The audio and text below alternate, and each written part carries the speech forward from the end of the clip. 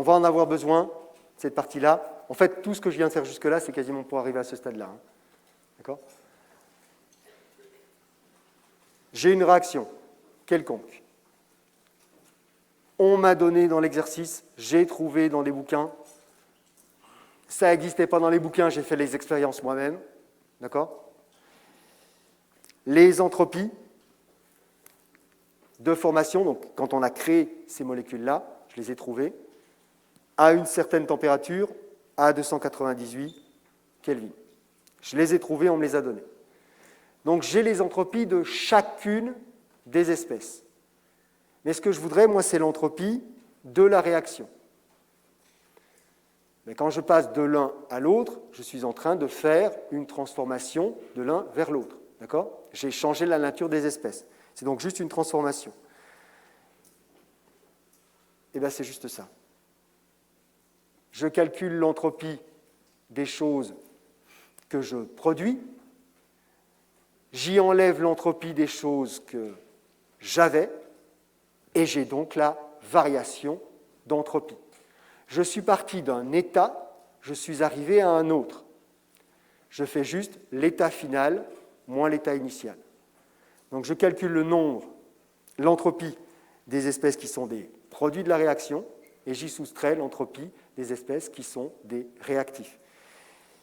Et si vous regardez bien, avec les nombres qui sont placés devant ces entropies de formation, ces nombres qui sont placés devant les entropies de formation, ce sont les coefficients stoichiométriques signés. Donc ce que j'ai fait là, c'est juste additionner le produit des coefficients stoichiométriques signés par les entropies de formation. Donc je fais la somme des coefficients stoichiométriques par... Je vais arrêter de dire signé, d'accord ? Quand je dis coefficient stoichiométrique, à partir de maintenant, c'est forcément coefficient stoichiométrique signé, d'accord ? Sinon, ça fait un peu lourd dans le discours.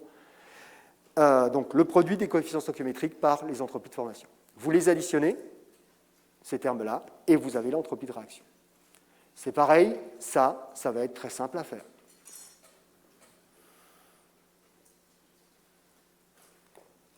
Vous pourrez faire le calcul pour vérifier que vous trouvez la même chose, d'accord ? Vous avez le résultat, on a les valeurs au-dessus, on additionne.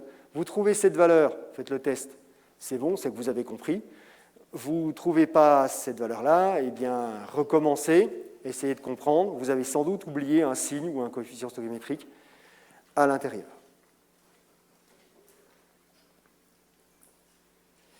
Mais si je change la température, comment je fais ? Et ça, c'est l'exemple simplement de ce que j'ai détaillé dans la loi de Kirchhoff. Je prends la loi de Kirchhoff, voilà, telle qu'elle était donnée dans le texte. Donc, la valeur à 298, je l'ai, je viens de la calculer, à partir des entropies de formation. Je vais y rajouter l'intégrale de la somme des nu ICI, vous avez là-dedans. Donc, les C que vous avez là-dedans, ce sont les capacités calorifiques de chacune des espèces, d'accord ? Les nu, ce sont les coefficients stoichiométriques signés.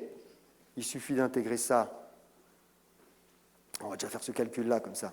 On l'a. Les capacités calorifiques, elles sont données là. C'est pareil, on ne les invente pas, d'accord ? Elles ont été mesurées, elles sont dans un bouquin, elles sont données dans l'énoncé. Okay ? Donc, on les a ici. Vous faites bien attention aux coefficients stoichiométriques. Positif pour les produits, négatifs pour les réactifs. On fait la somme et on trouve donc cette somme-là, c'est moins 59. Voilà. C'est juste un bête calcul qui se fait sans difficulté. Maintenant, il faut intégrer ce moins 59 entre les deux températures divisé par T, puisque c'est une quantité de chaleur. Une quantité de chaleur divisée par T pour obtenir une entropie dt.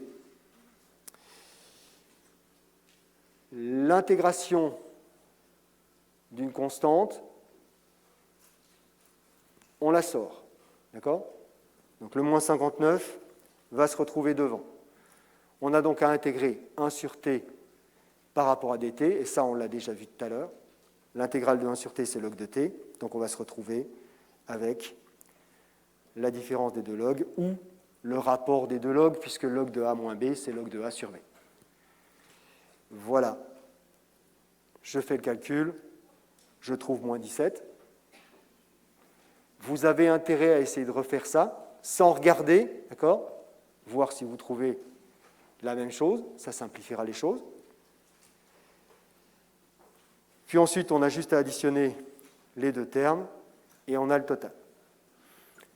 La réaction à 298, elle va libérer, c'est négatif, hein, d'accord, donc c'est une perte, 30 joules Kelvin-1, mol-1 d'entropie. Une réaction qui se fera relativement facilement.